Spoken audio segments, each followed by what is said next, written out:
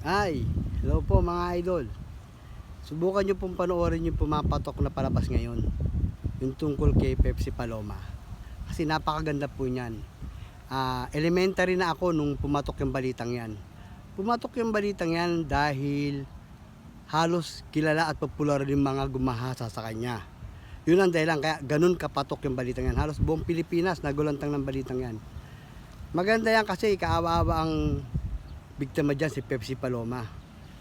Tapos, hindi lang si Pepsi Paloma ang biktima dyan. Kung panonoorin yung istorya yan, meron pa. Yung umako, isa rin biktima. Biktima. Yung umako ng kasalanan.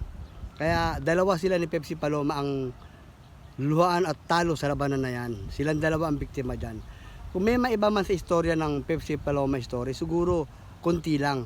Pero yung pinakabudang istorya, yun at yun pa rin. Ngayon, kung ako ang tatanungin nyo, totoo ba yan? Dahil elementary lang ako nung gumulantang yung balitang yan eh.